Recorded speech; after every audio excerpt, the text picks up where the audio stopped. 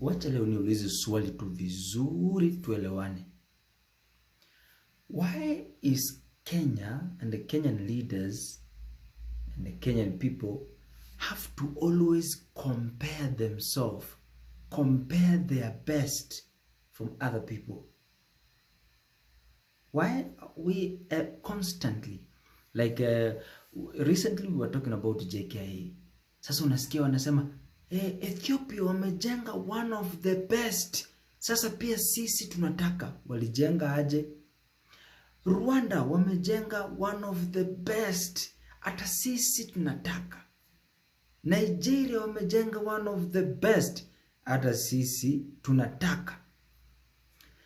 The President of the Republic of Kenya, Dr. William Samoei Ruto, has been aliendanga India, by the way. Kuna time aliendanga India. This is where the deal ya Adani ilikuja. Now they're saying we need to rent JKIA for about 30 good years. Ndio sasa pia sisi tuonekane ni kama tuko sawa, tuonekane kama airport yetu iko the best one. How will you say ni yenu na sio nyinyi mmejenga at in the name of private partnership program? Elewa, private vitu zimeanza kwa privatized. Kuna mzee alikuwa ananielezea eti country bus imeenda, sijui ni ground gun tena, kidogo nasikia sijui Uhuru Park imeenda, sijui Uhuru Gardens imeenda, Carnival ni kuenda inaenda, KWS ni kuuzwa inauzwa.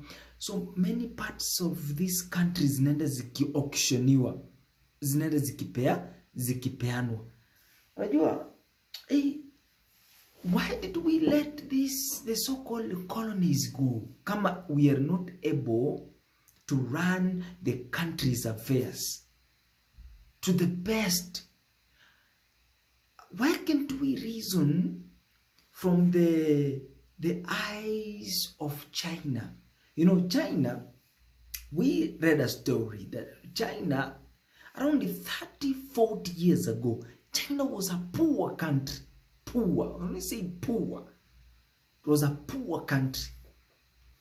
30 years, 40 years later, they are supplying resources to Africa.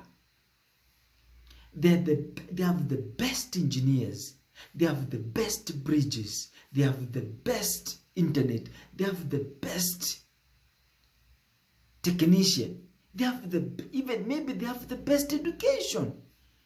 Wao na US wako hivi. US and China, Putin, best. What is the problem of Africans not sitting down and asking themselves, why do we let the colonies go? If you have a reason, you know, there's no way you can talk about mutuality until we are working mutually for the benefit of the people of this country. No, there's no mutuality because in Africa, we have nothing to offer and we are not ready to construct one, to create one. I bet if I was there during the colonies and I could visualize this is how we're going to be colonized by the black leaders, then I could know there's no need of letting the English go. There's no need of letting the British go, the French. No. They could have stayed in. Because it is not making sense when we have education that does not produce people who love their country, who are ready to construct, to build their own country. It doesn't make sense to me.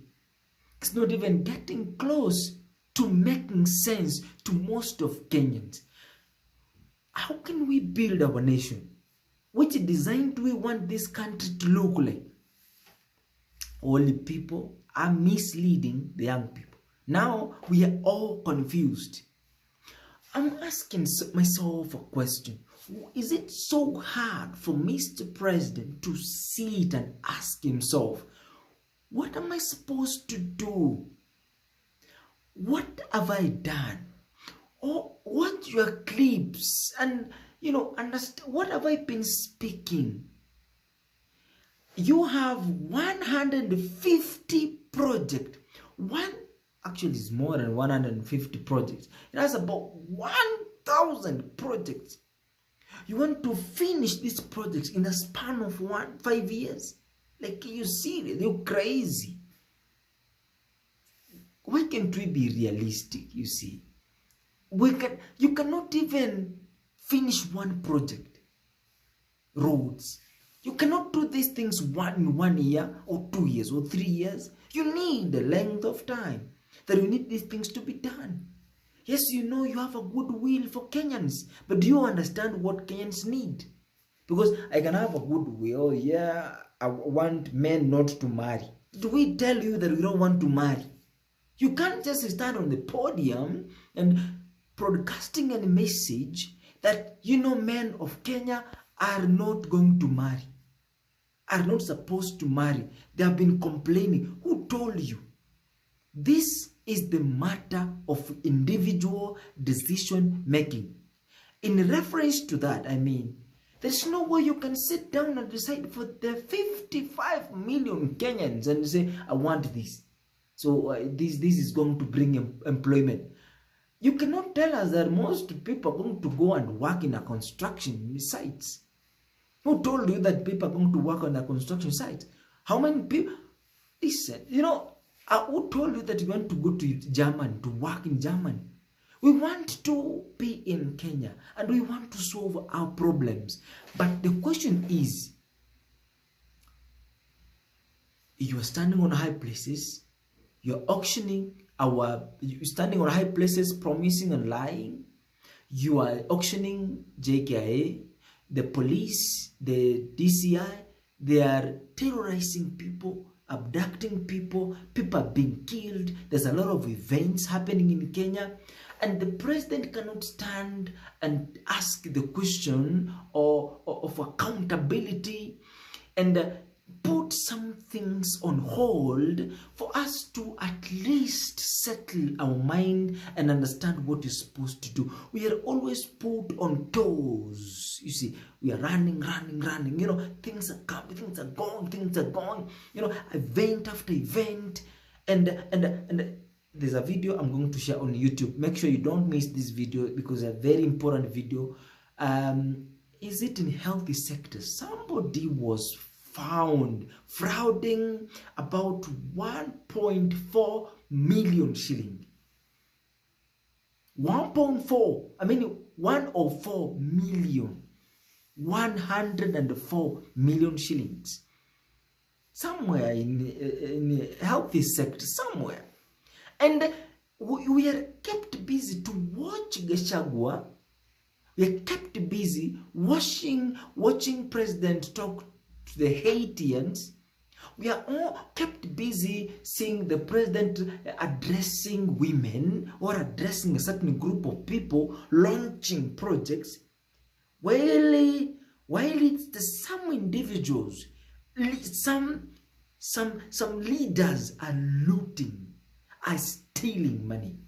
You see, how for God's sake, how can citizens elect me as the president of the country and I'm not accountable, I'm not reasonable, I'm not competitive, I'm not responsible to oversee the projects, the well-being, the resources of the country? I'm not able to stand and speak a message that these people can understand. We're not talking about, we are not going for popular idea, but we're going for things which are probably can be done. You see, sometimes the president stands before the congregation and they say, we are not going to buy in for popular idea. We need to welcome in new ideas that are going to bring new opportunities for Kenyans. You see, these are some of the decisions that most leaders have been making, and see where the country is right now. And every time we say no, some people must die. Because now the Kenyan government, ever since independence, has not been able to take time and listen to what people need. Every time you speak, they will tell you, go speak. We're going to listen and act. Yeah, we're going to listen and act. And we're going to, organize how to act. We are not going to act the way you want. So, but you can talk. So you go to the streets, some people are dying, some people are killed, some people are abducted. And recently you saw somebody from Kitengela found dead, and there was one of the activists. You see, ever since independence, all these leaders have not been able to listen from the people even one single day and act upon what the nation needs or deserves. You see, it's not, sometimes you sit down and ask, how can we build? Which model can we put in that is going to forever, always encourage growth and development of Africa? It is like this is not our continent. It's like this is not our home. It's like this is not our motherland. You see, it's like we're surviving in our own country, in our own home. It's like we have to beg for the leaders that we entrust to oversee, to oversight, to represent us. We have to beg from you. And you can't listen from the people. That is a bad culture you're creating, because the next president, the next leader who is going to take over is going to behave the same. Uhuru Kenyatta was not a good leader too. He's the source of these problems. You see, you have been piling problems. Why can't we sit down and ask, you know what, you guys, this is what it is. And the best way we can get from here to here is this way. What do you think? Inclusivity comes, discussions comes, dialogue comes when situations are now in a dilemma. And even if you discuss, at the end of the day, they are the ones to make decisions. They're the ones to decide if this, what you have said, is going to be done or not. So what is the need? What is the need? Listen, guys, this is Kenya. This is our country. We are not here, for example. We are not in Kenya, for example.